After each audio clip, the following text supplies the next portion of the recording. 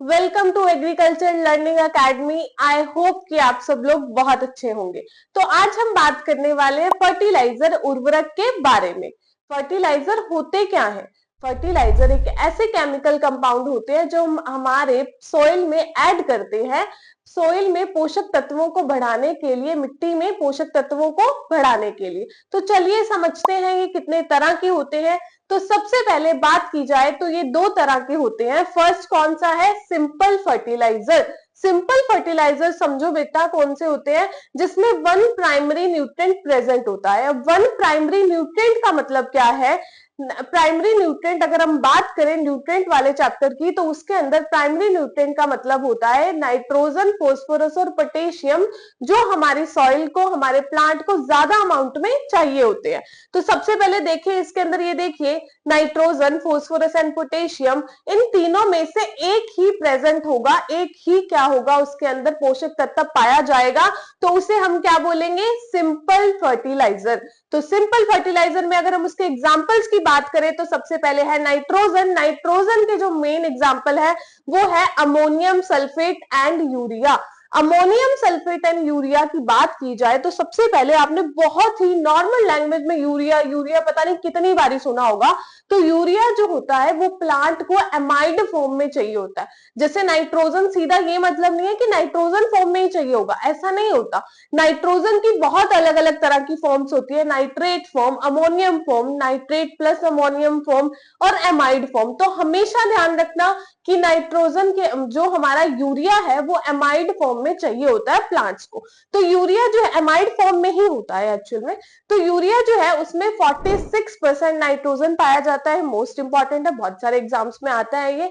And next बात करें ammonium sulphate. Ammonium sulphate क्या होता है? जिसके अंदर अमोनिया फॉर्म में नाइट्रोजन पाई जाती है। कौन सी फॉर्म में? अमोनिया, है ना। अलग अलग अभी मैंने आपको बताया फॉर्म्स होती है। तो अमोनियम सल्फेट में 20.6% नाइट्रोजन पाया जाता है, सल्फर भी पाया जाता है, बट हम बात कर रहे हैं प्राइमरी न्यूट्रिएंट की, तो मैं आपको उस पॉइंट से बता रही हूँ। नेक्स्ट नंबर पे बात करें phosphorus, single super phosphate, shell phosphate, ये सारे क्या है? फोस्फोरस के एग्जाम्पल है। जैसे कि सुपर फोस्फेट के अंदर 16% फोस्फोरस पाया जाता है। उसके बाद है पोटेशियम, पोटेशियम सल्फेट, एमओपी।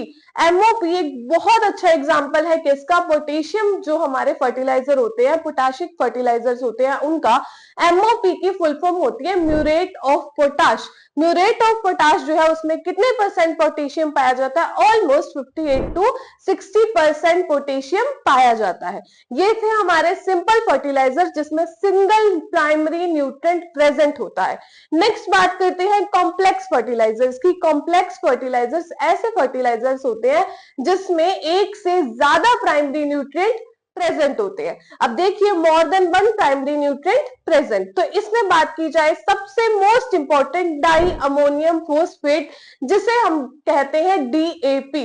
बहुत बार आप रेगुलर फॉर्म्स में ऐसे सुनते होंगे डीएपी, है ना, सुनते हैं जैसे यूरिया, डीएपी।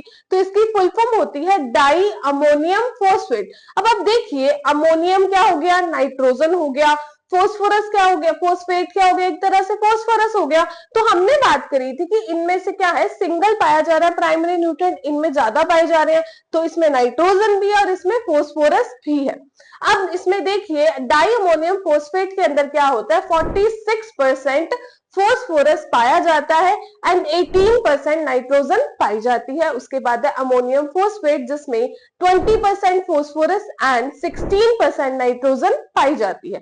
थर्ड नंबर पे है पोटेशियम नाइट्रेट जिसमें पोटेशियम पाया जाता है 44% एंड नाइट्रोजन पाई जाती है 13%। तो ये था एक छोटा सा क्लासिफिकेशन जिसमें हम समझ सकते हैं कि फर्टिलाइजर सिर्फ एक ही तरह के नहीं होते हैं। हमारे यहाँ पे बहुत अलग अलग तरह के फर्टिलाइजर्स होते हैं। कुछ मिक्स्ड फर्टिलाइजर भी होते हैं, उसके अंदर दो से ज्यादा कंपाउंड मिक्स हो जाते हैं। जैसे कुछ सेकेंडरी न्यूट्रिएंट्स भी पाए जाते हैं, कुछ माइक्रो न्यूट्रिएंट्स भी पाए जाते हैं। तो वो एक थोड़ा सा अलग कॉन्सेप्ट हो जाता है। तो आई होप कि आपको ये समझ आया होगा अच्छे से। Thank you. और ऐसे ही नई नई अपडेट्स के लिए, ऐसे ही नए नए टॉपिक्स के लिए हमारे जो चैनल है उसे सब्सक्राइब करें एंड लाइक शेयर करना बिल्कुल भी मत भूलना।